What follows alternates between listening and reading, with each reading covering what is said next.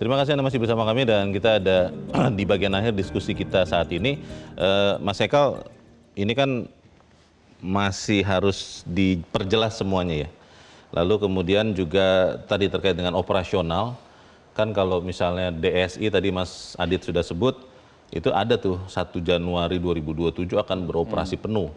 Nah ini kejelasan timetable, lalu struktur, sistem bekerjanya seperti apa, itu ada target waktu atau tidak? Gini Pak, nggak ada target waktu khusus, tapi begini, karena dalam undang-undang kita, bahkan PFI ini bisa lebih dari satu. Jadi bisa lebih dari satu? Bisa lebih dari satu. Jadi tergantung menggagas. Jadi kalau dalam hal ini kan yang pertama menggagas ini kan sebenarnya Danantara. Jadi rencana Danantara menjadi investor PFI pertama. Pemegang saham? Dia investor. Nah, dia akan investasi di dalam infrastruktur dan lain-lain. Nah, berdasarkan investasi dia, dan dia diminta segera nih, melakukan segera. Nah, tentu akan terbentuk itu, dewan dan lain-lainnya gitu kan. Nah, ini yang kita harapkan adalah bukti backing negara ini kan adanya Danantara yang masuk gitu kan. Nah, dia juga lagi menyiapkan, sebenarnya dia udah menyiapkan lama, justru kita menyiapkan undang-undang ini menjadi bagian dari perangkat hukumnya. Karena ini sudah menjadi gagasan presiden kita untuk bisa mewujudkan ini kan. Selama ini kalau kita dengar presiden bicara kekayaan negara yang keluar, terus uang kita yang ada diparkir di luar negeri ini harus kita pikirkan bagaimana dia ada di sini. Nah ini kan salah satu wujud daripada cita-cita itu, bagaimana supaya kekayaan negara Republik Indonesia ada di Indonesia, malah sekarang lebih jauh lagi, kekayaannya orang lain kita bawa taruh juga di Indonesia untuk bisa mempergerakan ekonomi Indonesia. Nah ini tentu menjadi proyek prioritas, makanya kita juga diminta undang-undangnya harus disegerakan. Bahkan di dalam undang-undang P2SK diminta undang-undang untuk PFI ini bisa diwujudkan dan dibentuk dalam waktu 3 bulan. Dan alhamdulillah udah kita selesaikan. Mas Ekal, satu lagi, di dalam PFII yang terbaru ini, yang pertama ini Bali, itu Menteri Keuangan, Gubernur Bank Indonesia, Otoritas Jasa Keuangan, LPS, itu terlibat atau bagaimana?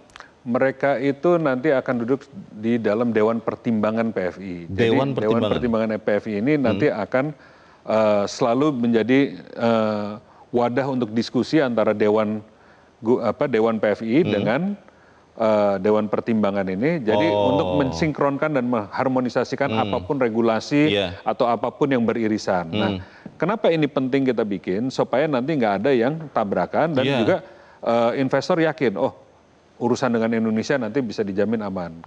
Dan Pak Bang Leo harus tahu kenapa kita bikin ini, PFI ini segera mungkin. Karena untuk kita merubah persepsi tentang Indonesia dari negara yang mungkin, ya kan kita tahu Indonesia negara besar, tapi kenapa secara financial center kita urutannya di bawah. Nah untuk merubah persepsi ini kan sangat mahal. Kita mau coba merubah persepsinya Moody's, Fitch dan seterusnya aja dengan berbagai lobby gitu kan. Susah payah. Tapi kalau kita bikin satu financial center dengan modal sekian puluh triliun misalnya, itu jauh lebih murah dan itu yang sudah dibuktikan oleh seperti tempat-tempat kayak Dubai Financial Center. Oke lah, merubah persepsi tentang satu negara itu terlalu mahal Pak. Dan butuh waktu yang terlalu lama. Dengan ini kita bisa bangun kawasan, kita bisa bangun wilayah, dengan infrastruktur yang meyakinkan, dengan peraturan yang kekhususan yang bisa meyakinkan dunia internasional, dan itu bisa kita lakukan dengan relatif modal yang kecil untuk mendapatkan pertumbuhan yang besar. Coba bayangkan 0,5% kontribusi pertumbuhan kepada ekonomi kita itu nilainya berapa ketimbang investasi yang kita harus taruh di situ. Baik, terima kasih Mas Ekal. Mas Farul, tadi Anda sudah mengatakan ada 3 hal, tapi yang paling penting untuk jangka yang sangat dekat. Ini kan kita sudah dengar PFI-nya. Apa yang paling harus segera ada dalam waktu jangka sangat dekat? Untuk dalam jangka waktu yang sangat dekat ya, setelah undang-undangnya sudah ada, yang paling dibutuhkan itu adalah kerangka teknisnya mesti muncul, Pak. Karena begitu ada kerangka teknis ini, kerangka teknis sudah bisa kita lihat bentuknya nanti seperti apa, dan kalau ketika itu sudah ada, sudah harus mulai dikomunikasikan kepada prospektif investor, ini visi misinya apa. Nah paling besar itu, investor itu yang penting lihat ada visi misi dulu, apa big picture-nya, begitu big picture-nya sudah jelas, orang lihat ada kesiapan teknis tidak untuk merealisasikan itu. Kalau 2 hal itu sudah bisa kita munculkan sebelum akhir tahun ini, saya rasa baru nanti kita bisa menuju ke tahapan selanjutnya, Pak. Sebelum akhir tahun tinggal beberapa bulan loh ini. Tinggal beberapa bulan ya, saya rasa harus dipercepat Pak Haikal. Bagaimana caranya Iyalah ya. bisa ini ya, karena memang ini kan sudah muncul, Iya. udah mulai jadi obrolan di Iya. masyarakat. Iya. Dan saya rasa investor juga sudah mulai lihat, orang akan lihat ini visi misinya seperti apa dan Oke. apakah ada kemampuan teknis untuk melaksanakannya. Itu hal dua hal itu Baik. paling penting. Terima kasih Mas Fahrul. Mas Adit, ini kan supaya kemudian momentumnya tetap terjaga ya. Bagaimana kemudian kita bisa pasti, bisa yakin bahwa satset yang dilakukan Mas Haikal dan kawan-kawan bikin undang-undangnya sekian hari ya katanya ya, Mas Haikal ya. 2 minggu. Nah itu dia, ini kan 2 sangat minggu ya. cepat juga nih terhitung. 2 Juli. Itu tidak kemudian hilang gara-gara nanti misalnya ada isu-isu lain. Apa yang sudah akan dilakukan oleh pemerintah untuk kemudian menyambut undang-undang PFI ini? Ya, saya kira tadi disampaikan Mas Haikal tadi ya, semua itu akan paralel dilakukan. Setelah ini disahkan hari ini ya. Karena kita juga harus melihat ya, sebenarnya ini ada kebutuhan pemerintah juga. Untuk target 8% pertumbuhan di 2029 itu kita butuh 13.000 investasi triliun, 13.000 triliun. Yeah. Dan dengan upaya investasi yang business as usual sekarang ini, itu setahun rata-rata 2.000 triliun. Tahun ini 2.000 triliun targetnya. Nah dengan adanya PFII nanti diharapkan ini menjadi akselerator untuk bagaimana pemerintah bisa ada pooling fund untuk investasi untuk membantu target-target pertumbuhan melalui proyek-proyek dan program-program prioritas pemerintah itu tadi. Sehingga memang di sini kita melihat jelas ada kebutuhan pemerintah, sehingga komitmen pemerintah tentu ada. Karena ini ada target yang ingin dicapai oleh pemerintah dalam ini Presiden Prabowo di 2029 nanti harus ada pertumbuhan 8%, dan tadi disampaikan Mas Haikal itu 0,5% pertumbuhan bisa untuk dengan melalui penurunan cost of fund yang 200 basis point tadi kan. Nah, apabila ini dananya volumenya lebih banyak tentu akan menjadi efek bola saljunya akan besar. Kemudian satu lagi yang saya ingin tambahkan juga, tadi sudah disinggung tetapi perlu diperjelas supaya masyarakat paham soal pajak. Ini kan juga menjadi atensi publik ya.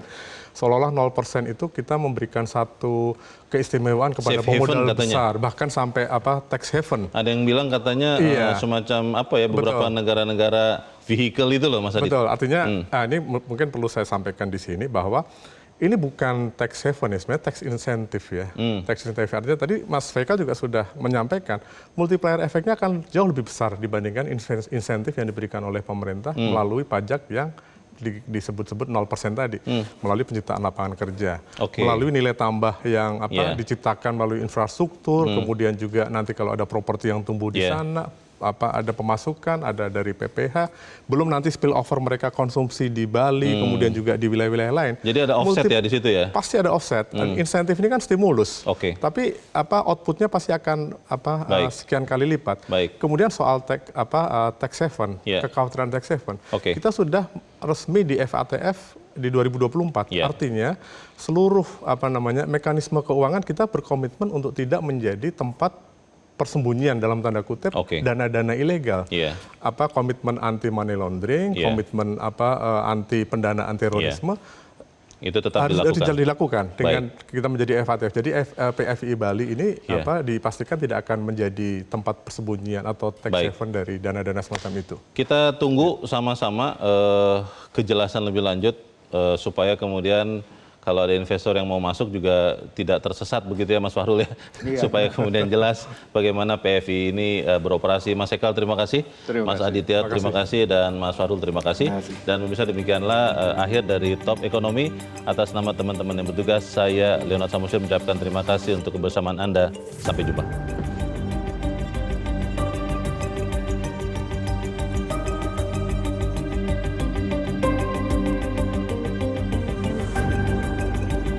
Jelajahi cara baru mendapatkan informasi. Download Metro TV Extend sekarang.